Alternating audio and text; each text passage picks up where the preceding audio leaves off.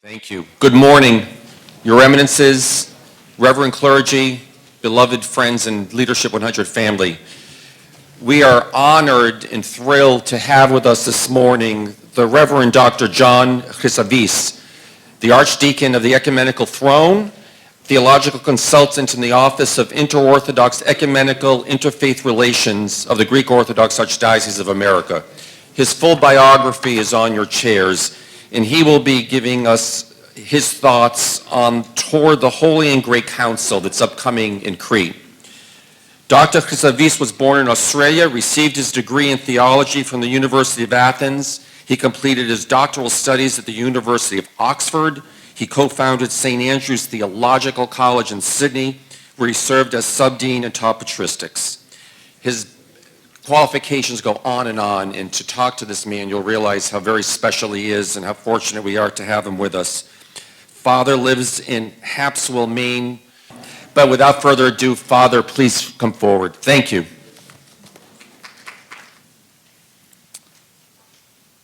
Let me say, first of all, what an honor it is to be invited to address you this morning. And I'm very grateful to His Eminence for extending the invitation. Very grateful to Mr. Tsandikos and also to Paulette for their gracious hospitality. And I'll be talking about a subject that is very much in my mind and in my heart these days. I hope not to be too technical, but I do want to give you some basic information, and hopefully we can have discussion afterwards and see if I can at least field, if not respond, some of your questions or concerns. I recently came across in my research on the Great Council a remarkable interview in the National Catholic Reporter of January 21st, 1977, where then Metropolitan Bartholomew of Philadelphia, at the young age of just 37, commented to the Vatican correspondent, Desmond O'Grady.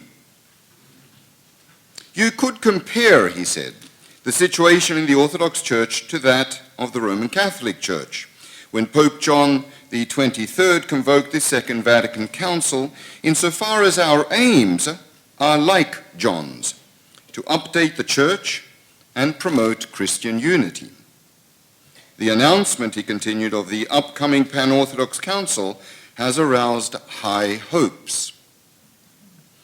And he was speaking, of course, about the Holy and Great Council, the first of its kind since 787, expected then to convene in the early 1980s. Didn't happen. And the now Patriarch continued back then to the reporter, our faithful feel the need for renovation. They want more accessible ways to live their faith. And the Council will review our bilateral conversations with Roman Catholics, with Anglicans, Lutherans, Old Catholics, and the non-Chalcedonian churches. It is sure to give impetus to ecumenism. This Council will also signify an opening of the Orthodox Church to non-Christian religions, to humanity as a whole. This means a new opening to Islam, to contemporary culture, to aspirations toward a society free of racial discrimination. In other words, it will mark the end of 12 centuries of isolation for the Orthodox Church. Quite open-minded for back in 1977. And I admit I've been deeply privileged to serve over the last 25 out of 31 years in my priesthood in one capacity or another, to serve His All Holiness, presently on a full-time basis with the gracious blessing of His Eminence Archbishop DIMITRIOS. Some 3 decades after that interview, in a similar assessment of the Church that I consider definitive for the Orthodox Church, the Ecumenical Patriarch addressed the 5th Synaxis of primates in 2008. And he said, "We have received the true faith. We commune of the same sacraments. We keep the same typikon. We are governed by the same canons. But despite this, we must admit that we present an image of incomplete unity, as if we were not one church, but a federation of churches." And so it is with the generosity and blessing of the Ecumenical Patriarch that I've been honored to experience and participate in the preparatory process for this great council over the last few years. Of course, venerable hierarchs notwithstanding, it may be better to avoid any meeting of bishops. I know of no good to have come from even a single synod. I know of no solutions that resulted, only additional problems that arose. The outcome is usually argument, ambition, rivalry. Bishops prefer to reprove others rather than resolve internal church issues. Okay, so here's the thing. This description definitely echoes my experience with regard to the futility and frustration of church meetings. But the words are not mine. They actually belong to St. Gregory the theologian. And who am I to disagree with a saint? But the truth is that up until recently, even enlightened Orthodox hierarchs, along with, of course, uninformed and malevolent critics, diminished the importance of this forthcoming council. So given St. Gregory's skepticism, why bother convening a council? Would it be recognized as ecumenical? What issues will the council address? Will it prove a source of unity or disunity? These are some questions I want to address with you this morning before we open up for discussion. At that same synaxis of primates in 2008, the final communique of the primates, of the heads of all the 14 Orthodox churches, the autocephalous Orthodox churches, reaffirmed their obligation to safeguard church unity, to heal canonical anomalies in the diaspora, and to resume preparations for the Great Council. That was just in 2008. And when the primates assembled for their sixth synaxis in March of 2014 at our Patriarchate, arguably their foremost decision was to convene the Holy and Great Council. It was to be held at the church of Agia Irini, where the Second Ecumenical Council was held. And it was to be held on Pentecost of this year, unless, and I quote, "something unforeseen occurs." And since that time, since 2014, that meeting in Constantinople, some churches have rejoiced in this decision.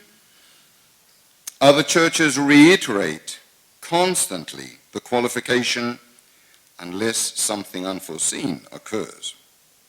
One well-known Greek theological quarterly called Synaxis even published an issue of their journal entitled, "Unless Something Unforeseen Occurs." So the "unless something unforeseen occurs" Great Council, which will now be held, as we know, in Crete this coming June, has actually been on the table since the early 1960s with meetings in Rhodes, although plans and proposals began as early as the 1920s in Constantinople and the 1930s on Mount Athos. In all of those early meetings, the Church of Russia did not send representatives to the initial meetings because, I quote, "of complicated relations at the time with the state." Some things don't change.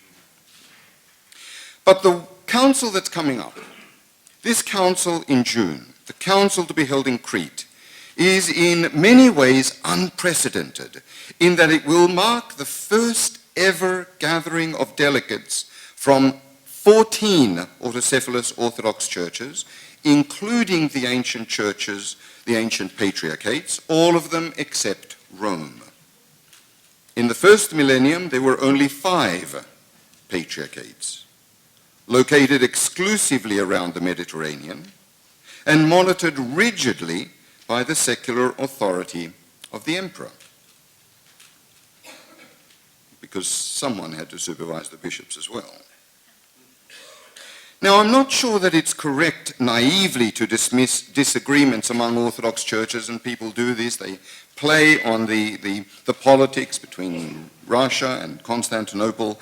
I don't think it's right to just dismiss them as ecclesiastical rivalry, because while this kind of an impression is not entirely mistaken, and while the process is definitely painfully frustrating, it remains a far more nuanced and representative process than perceived. Ours is not the Vatican, and it doesn't function like the Vatican, and it shouldn't function like the Vatican. But despite assessments by critics and pundits, cynical and constructive, we should not expect from the Holy and Great Council such radical consequences as the Second Vatican Council had for the Roman Catholic Church. First, while the Ecumenical Patriarch has responsibility and authority as the first among equals, he would never imagine, he could never impose primacy without collegiality. Second, all of the autocephalous churches are involved in the decision-making, which invariably also incorporates the local reception of any decisions of the Council. It's never a universal imposition of decisions.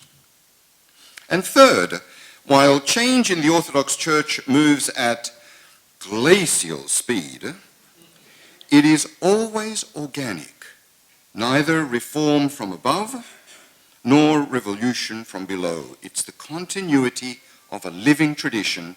It's the succession of apostolic authority. Now, the Second Vatican Council marked the 21st Ecumenical Council for the Roman Catholic Church, 7 of which are shared with our Church. By contrast, the Orthodox have not sanctioned an Ecumenical Council since the 7th Council. You have those in your notes that Archbishop DIMITRIOS prepared, in 787. Some people maintain that the Council of Constantinople in 879, which actually referred to itself as a holy and ecumenical council, might be called the 8th such council because it incorporated all of the churches of the time, including Rome. Other people claim that the councils of 1341 and 1351 held in Constantinople, councils that ratified the teaching of St. Gregory Palamas, that they should be recognized as ecumenical. And the same is sometimes said of other councils held in the 14th and 15th centuries. But most theologians still speak of 7 ecumenical councils. In some ways, I would suggest to you that every council is a confirmation and an extension of previous councils. So, can the Great Council be considered ecumenical? Canon law doesn't actually define any principles of ecumenicity. There's really only one test, and that is retrospective, acceptance and adoption by the people of God. A council of the Eastern Patriarchs affirmed, "Among us, neither patriarchs nor councils could ever introduce new teaching. For the defender of religion is the body of the church, that is to say, the people, who desire that its doctrine should remain unchanged from age to age, identical to that of its fathers." In the 1st century, the apostolic era, at the Council of Jerusalem, described in the book of Acts, we read that, I quote, "The elders and apostles met to deliberate. The multitude kept silent." But it was not passive. Much like in the Eucharist, the Holy Spirit is invoked upon us first as people, and then upon these, your gifts. so too it seemed good to the apostles and the elders, we're told in the book of Acts, with all the church. The power rightly to divide the truth is granted not to hierarchy in isolation, but to the whole church in communion. So what will be discussed at the Holy Council? Certain detractors are quick to dismiss the council as inconsequential, claiming that no weighty doctrine will be defined at this council. But the truth is, I'm not convinced that bishops attending earlier councils did so with some predetermination that they were somehow destined by inspiration to settle a major theological debate or ecclesiastical dispute. I don't think people walked into the Fourth Ecumenical Council saying, this is going to be the big one. We will give them a dogma for the ages. That would be arrogance of the highest degree, even for men wearing black. Most councils actually focused primarily on internal issues, internal governance. That's quite natural. Councils are how the church is supposed to function. In the cute remark of Patriarch Daniel of Romania at the recent Synaxis in Geneva just less than a month ago, the forthcoming Great Council, he says, is not an eschatological phenomenon in the sense of being our last chance to meet before the last times, but it is a significant historical event reinforcing conciliarity. It's a perfect description of what's happening in June. Because you see, councils are what bishops are supposed to do. Councils are what bishops should be marking on their calendars. How did we ever lose sight of that? And once they were assembled, the bishops would deal with issues at hand, common problems. So the agenda of this, unless something unforeseen occurs, Great Council, is an opportunity to reveal the heart and the mystery of our church to a world that yearns for an account of the hope that is within us. But there's an air of paranoia that appears to cloud the agenda. And that's not an excessively inflated description for much of the reaction to the council. I mean, I never cease to be amazed at some of the things that come out of these church leaders. You know, when I attend these councils, these conferences and synaxes overseas, trust me, folks, thank God for the bishops we have in America. Okay? Way ahead of the game. I mean, how else do I justify the concern among official Orthodox churches now, official Orthodox churches, saying that there is a hidden agenda in the council? How do I explain religious websites, official religious websites, I'm not talking about the oddballs out there, official websites that suspect, I quote, top U.S. officials setting the agenda specifically for homosexuality? How do I justify respected university professors in Greece who alert their followers to, I quote, phanariote schemes plotting unity with the papacy and Protestantism? How do I respond to respected Orthodox bishops, authors of books, spiritual leaders, who express their fears about, I quote, secret inter-Orthodox meetings? How do you handle that? And other detractors contend, and very seriously, theologically, that the ecumenical councils convened only to eradicate some treacherous heresy. But the notion that somehow contemporary challenges don't measure up to the glamour of early heresies is, I think, just another ruse for subverting the council. I'd love to sympathize with those who dust pews in search of Arians or search in religious haystacks for Nestorians, but they will more likely find their modern heretics among Orthodox believers who are intolerant of other faiths, or Orthodox faithful who somehow reconcile the gospel creed with secular greed. Or they might discover heterodoxy among Orthodox bishops, even here, unfortunately, in our country, who justify nationalism, ethnophilitism, as simply, I quote, differences in missionary or pastoral approach. Aren't these matters of truth and salvation? Aren't these issues of life and death? Is it just the filioque or the Pope that scandalizes us? So back in 1961 at Rhodes, those meetings I talked about earlier, the agenda actually included over 100 items, subdivided into 8 distinct categories.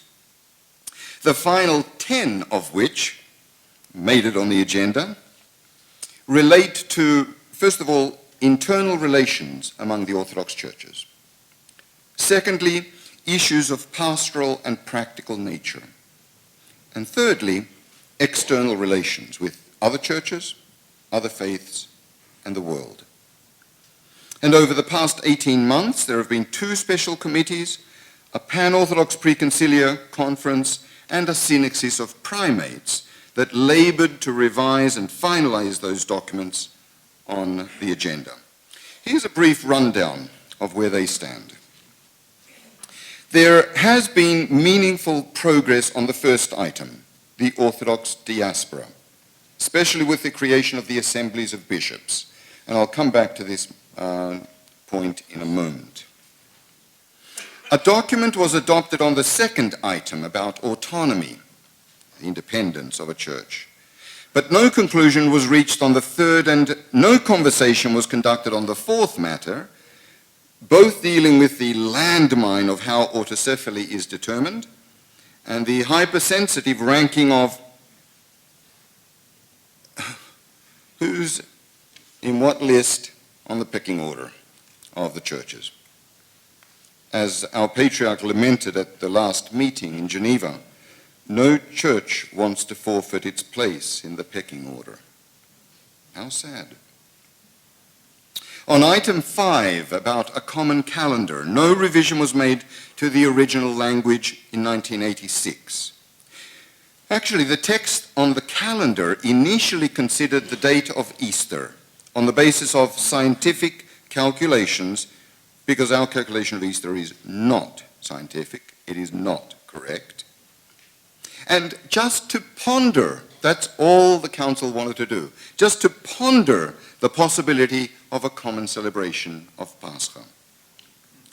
But any favorable impact on Orthodox communities in the West, in the States, notwithstanding, and certainly our patriarch spoke favorably to this, even Archbishop DIMITRIOS spoke favorably to this at the last synaxis, the mere prospect of alarming people by even uttering the word calendar in the church buried the whole discussion. Not going to be on the agenda. As for item 6, on marriage impediments, a hasty revision under pressure to stand up to what the Russian church called the evil forces in our world resulted in a rather incompetent, I would say even impotent statement. Should I be surprised that celibate bishops really struggled to produce a reasonable and a charitable text on marriage? The text actually on marriage impediments, might have brought some consolation, some dignity to hundreds of widowed clergymen throughout the world, and even hundreds of monastics that became monks at a very early age and chose then to marry, to leave their monastery. The church doesn't marry them. There's something wrong with that. There's something wrong with dealing with the pecking order over that, for sure. But unfortunately, our church often handles issues of sexuality by denunciation or denial. As for item 7 on rules of fasting, the church knows what the rules on fasting were about. This is not an opportunity for the church to tell us how important fasting is. It's there in the tradition. But the original item was supposed to discuss fasting regulations in missionary fields, in Western societies. Instead, the document that we have on fasting only reaffirms the strict rule of fasting and doesn't go any further than that. Somehow our bishops feel that that's a huge success of orthodoxy. Items 8 and 9 deal with interchristian dialogue and ecumenical dialogue. They were combined into a single text, and there is a good text on that, but I'll talk about that in a moment. And item 10 on the role of orthodoxy today in the world was adopted but not signed by everyone, at least up until a few weeks ago. So the texts are actually imperfect. They really are. They're even incomplete. If you're expecting, earth-shattering texts that come out of the council, don't hold your breath. Right? Certainly, most hierarchs, I would say, are dissatisfied, and the general public will certainly be disappointed. And I'm going to be analyzing in a moment the question of diaspora that I think is important, and secondly, the question of ecumenism. But was it realistic to expect more of our churches? In response to one hierarch's plea, this is an official statement in the last synaxis, a leading hierarch in one of the churches that said, "Our church sees no reason for the Great Council to convene unless we improve these documents to the level of those produced by Vatican II." Seriously. We're talking Orthodox churches here, I'm sorry. The Archbishop of Cyprus pointed out, very pointedly, that what we've achieved is the best we could do. And it really was spiritually, I would say, uplifting to hear someone that I respect very highly, Archbishop Anastasios of Albania, contending, I quote, "Let's frankly admit our humility, our inefficiency, our poverty." And he added, "Our documents are the deficient, even defective prosphoron that we offer to God, who alone can transform these into the body and blood of Christ." But it is true. How do you imagine observers will view the issues where our hierarchs reached agreement, marriage impediments and fasting, that's where they reached agreement, or where they chose to differ? How will people see that? How will people see the hierarchy of values in the Orthodox churches? Will they sense a glaring omission of other topics like the pain of divorce or the second-class role of women in the church?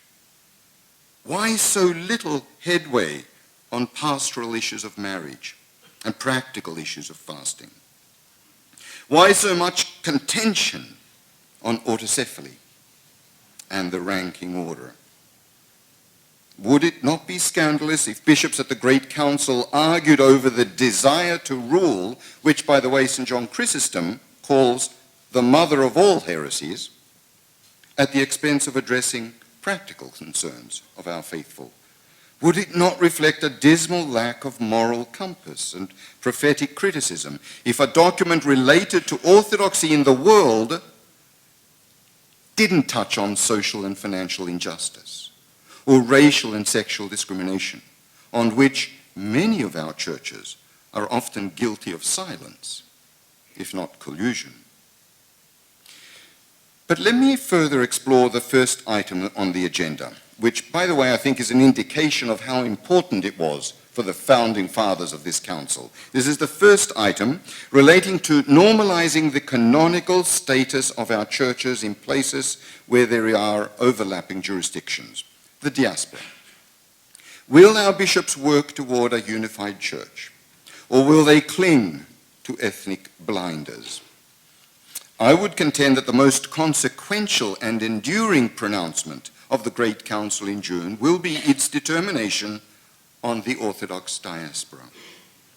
The question is whether churches in the United States, Western Europe, and Australasia, comprising immigrants and converts long established in their new homelands, miles away and cultures apart from their mother churches, have the single-mindedness and the commitment to work in harmony, to speak the truth in charity, without calculation. It really is regrettable that many Orthodox churches seem to be retreating into a sheltered, albeit stifling, provincialism, which they explain, they even excuse as pastorally more urgent than concerns of communion and collegiality. It is depressing, I would say, even deplorable to see contemporary leaders exposed to, educated in the global challenges of our modern world, less interested in transcending parochialism and prejudice than their predecessors, who were actually restricted by the oppression behind the Iron Curtain. How can we so brazenly justify this heresy, sometimes even theologically? In 1872, a council in Constantinople, I quote, decried, denounced, and condemned ethnophilatism, nationalism, emphatically declaring its proponents schismatics. And in 2009, the Fourth Pan-Orthodox Preconciliar Conference in Geneva unanimously established the assemblies of bishops that we know in countries with overlapping jurisdictions, a decision unanimously referred for approval to the Great Council. That's where that is up to. And the mandate of the assemblies of bishops is to safeguard Orthodox unity and to advance the swift healing of canonical anomalies in the Church. I don't think the assemblies of bishops are some magical solution or some indispensable structure or some perfect resolution, but they are a way of moving to that. They are a way of growing into unity and trust. The unfortunate rise of religious nationalism in the 19th and 20th centuries rendered our churches increasingly independent of each other and imperious over one another, a practice that ultimately differs very little from the Roman primacy. So despite whatever justifications people may have, we should frankly admit that our churches have flagrantly diverted from the canonical principles, the apostolic principles of the early church, of 2 millennia, in fact. We must frankly admit that we are relentlessly enticed by the exotic character of pan-Hellenism or pan-Slavism or pan-Arabism. Our ultimate vision should always remain a united church. The other item that I'd like to examine briefly concerns relations with non-Orthodox churches. I don't think that we can continue disregarding Orthodox isolationism and its attending fundamentalism that consider dialogue with others as contamination or heresy. The tyranny of fragmented truth blinds people to the fullness of truth, whereas the Spirit of truth leads us, as Scripture says, into all the truth. Think of how some of these saintly theologians, like St. Photius the Great or St. Mark of Ephesus, those genuine confessors, those giant pillars of orthodoxy, think of how they are frequently parodied as mirroring the conscience somehow of the most orthodox of orthodox among us, though I would contend that they were far more receptive to dialogue than many of their small-minded contemporary cheerleaders. Listen to St. Mark of Ephesus in the 14th century. We need investigation and conversation in matters of theological doctrine and disputation. That doesn't sound like the way Mark is portrayed by fundamentalists. So that, continues St. Mark, compelling and conspicuous arguments may be considered. Profound benefit is gained from such conversation if the objective is not altercation but truth, and if the motive is not solely to triumph over others. Inspired by grace and bound by love, our goal is to discover the truth, and we should never lose sight of this goal, even when the pursuit is prolonged. Let us listen amicably to one another, so that our loving exchange might contribute to consensus. That is such a clear description and definition, I would say, of what our patriarchate is all about. It doesn't imply resignation to denominationalism or minimalism in the church. The church is always seeking the whole truth about the whole of humanity in the whole world.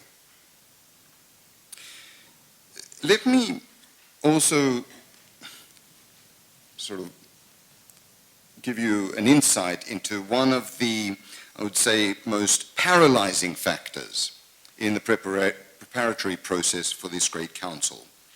And that is the introduction of the principle of consensus as a way of appealing to or appeasing some of the churches. So the understanding is that unless all of us agree, then nothing is going to move ahead. Well, that's actually fairly dangerous as a concept. But it is the way, the method from 2009 that the assemblies of bishops function, that the synaxes of primates function, and now that the Great Council. All decisions are to be, I quote, taken by consensus. In particular, the Church of Moscow flaunts this as a trophy, that they somehow secured this for the council. But how did voting take place in the early church? Since unanimity echoes uniformity, there was no church in the first millennium, not even Rome, that could veto or control the ultimate decision. From the mid-3rd century, based on Roman law, decision by majority was the general practice. Majority vote was actually considered proof of tradition.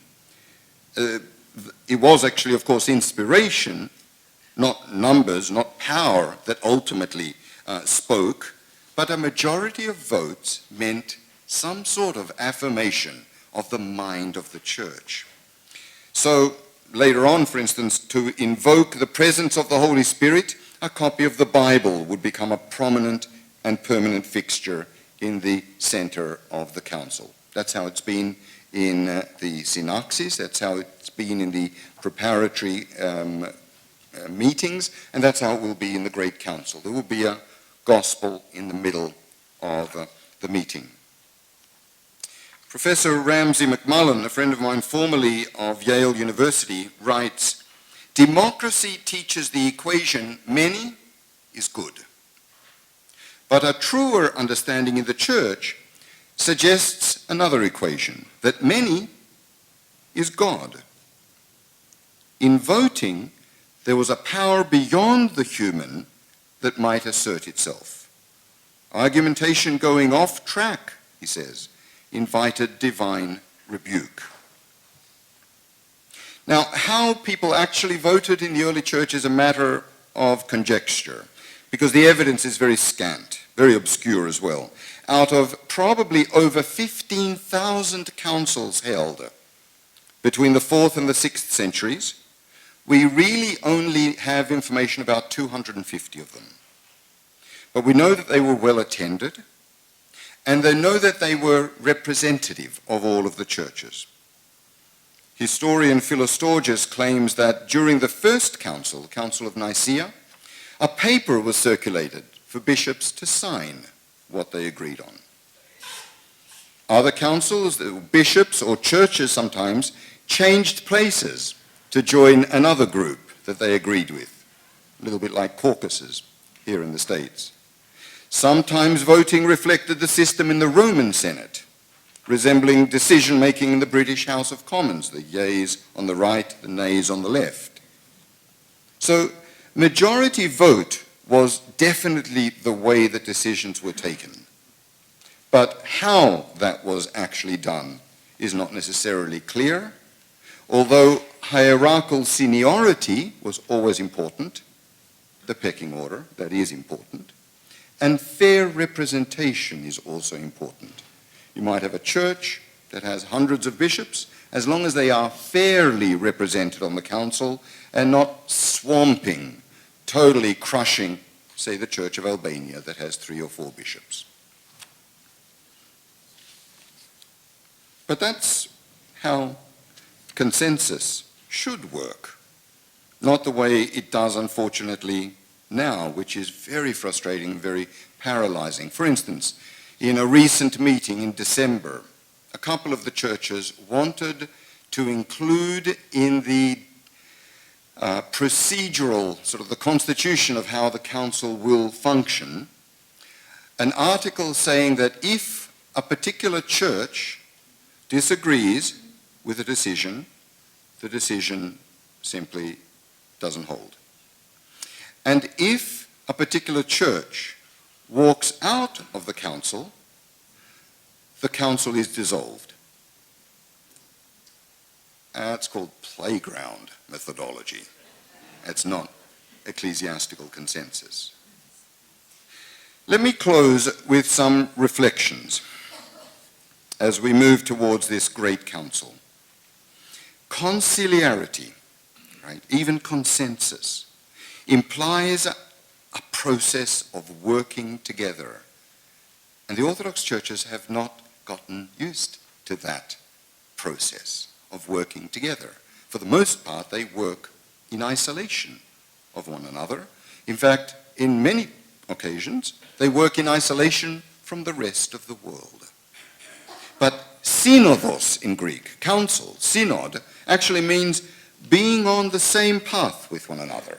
Syn odos. We're on the road together, as opposed to everyone's going off wherever they like. And synodos also implies, council implies reconciliation. It does mean bending, being flexible, not flaunting power, not flaunting authority, not flaunting historical prestige, not flaunting numbers or money, right? There's reconciliation. The Greek word for reconciliation, by the way, love this word, synchorisis, which means what? Doesn't mean forgiveness. It actually means sin and choros. It means being in the same space as one another. That's a big deal. If in June all of the churches can be in the same space as one another, that's already the seed of conciliarity. And that is huge. Remember that before, we're fighting and the churches are disagreeing and they're walking out on each other and they're making statements, literally lies sometimes about what happens in these meetings. It's shocking to see how leaders of churches behave. It really is. But the truth is, if it wasn't for these meetings, to call a great council, even if many people don't want the great council, even if many people are hoping that something unforeseen occurs before the great council, no matter what, the fact that we're meeting together and fighting for this great council, that's the only occasion in the last century that the Orthodox churches have had to sit down together with one another. That's a big deal. And that should continue, no matter what the tensions, no matter what the contentions. So I am worried in some ways, but my experience in the church and my faith in the church reassures me that the grace of the Holy Spirit never abandons the church. Perhaps the good that will come has already begun by the fact that we're meeting together. My friends, I was struck by the piercing insight of, again, Archbishop Anastasios of Albania at the Synaxis a few weeks ago, when he reminded his brother primates that, I quote, "The Great Council is not a new council or a facsimile council or a photocopy of previous councils that somehow must resolve every menacing problem that exists in the Church. Our council has another purpose," he said. "It is telling people that in a troubled world, we care. In a troubled world, we cannot remain silent. At a dark time, we have a word of light."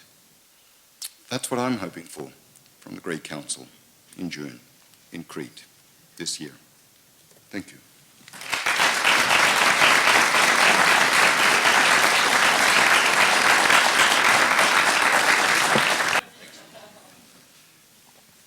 Thank you very much, Father John, and a couple of notes.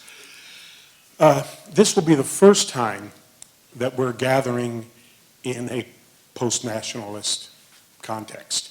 You know, the 7 earlier councils that you referred to that we consider ecumenical, there was a common culture, a common language. Mm-hmm. There may have been interpreters, I suppose, to help with Latin to Greek things, mm-hmm. but Bulgarian, Romanian, Russian, all those various languages. That creates a challenge.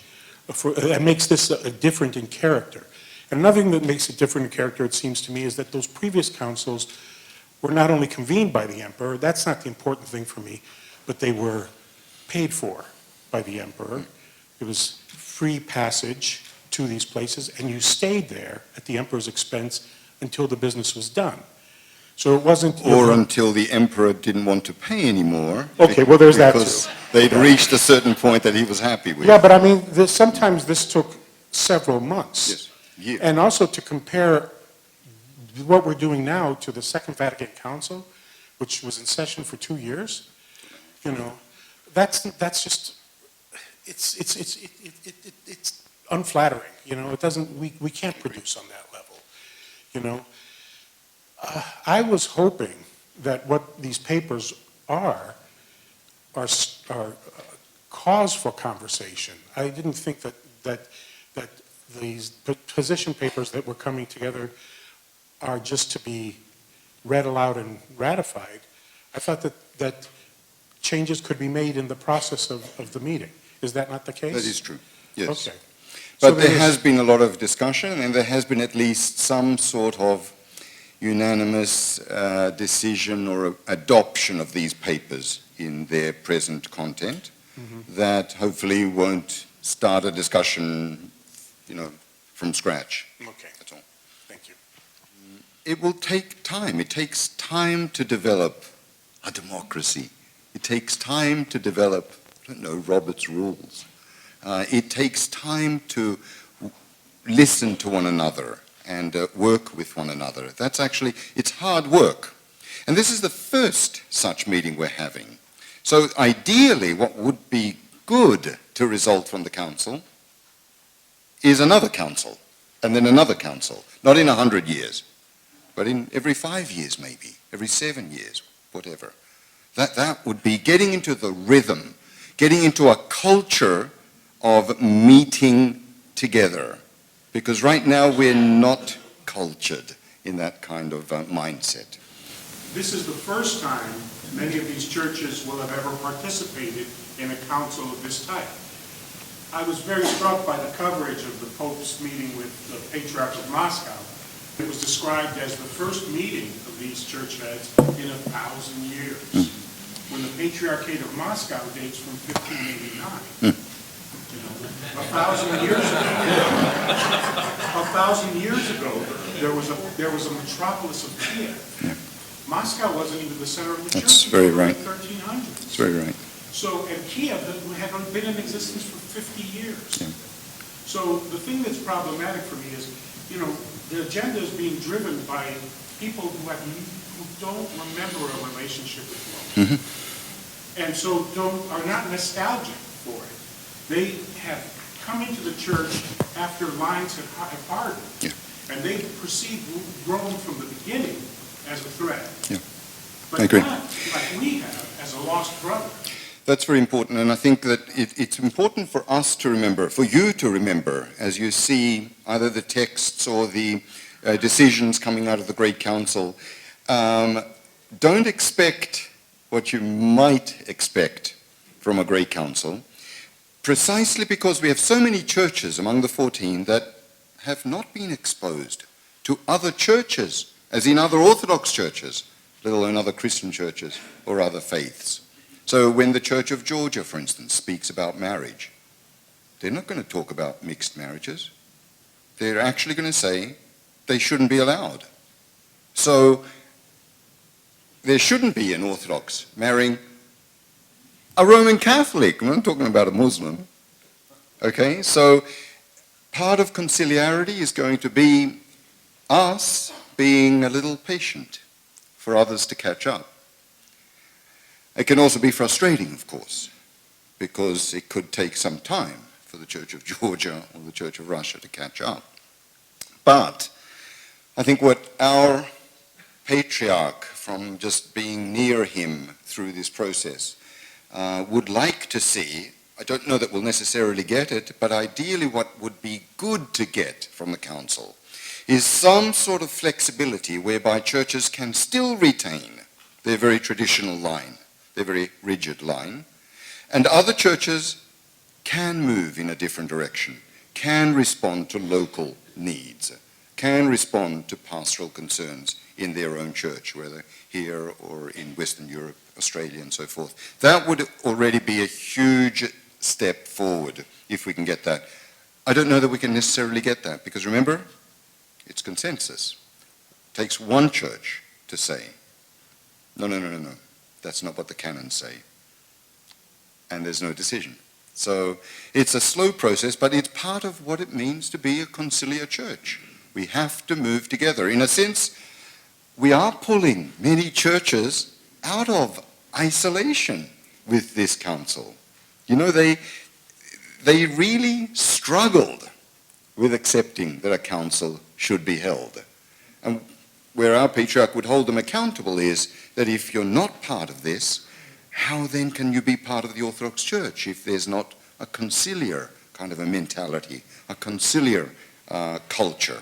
So it's give and take. It's not just we that, won't be moving forward. It's others that are actually moving much faster than, as His Eminence said, than they've moved in centuries. How can we be spending time about that pecking order when there are people drowning in the Aegean, And that's where, in a sense, Orthodoxy has a privileged word to speak. Because we've lived with this for centuries in many ways. We have something very unique to say, to propose. So it will be a part of the discussion, no question about that. But it's a very painful one, and that's, one of the issues in the lead up to the council is the dispute between Jerusalem and Antioch over who owns sand in the desert of Qatar. Again, by two churches where all this is happening, when we could have a united front. It's an issue that could well cancel the council itself. And that would be very sad. So at a time when especially the political involvement is just so complicated, where people are dying in Syria, and Russia's blaming America, America's blaming Russia, and Turkey is wondering if anyone's noticing. Yeah, I think the church should spend a lot of time talking about this issue, so thank you. And our patriarch is far more free than Patriarch Kirill seems to be in Russia, it seems to me. So Ukraine is a big issue, and Russia is, I think, afraid of any breakaway of Ukraine. Who will represent Ukraine? representing the Moscow Patriarchate in Ukraine, they probably will bring the Bishop Onufry, the head of the Kievan Moscow Patriarchate, as a kind of a symbolical statement. I'm sure they will bring him along. They did at the last Synaxis. The so-called schismatic group, the independent group that represents, I would say, a lot of the Ukrainian people under Archbishop Filaret will not be represented, because Moscow has made it clear that there should be no schismatics represented at the council.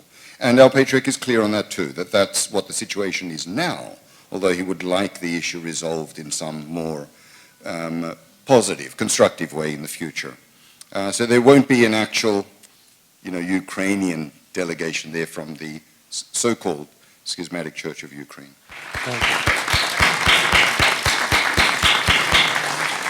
Father, thank you so much.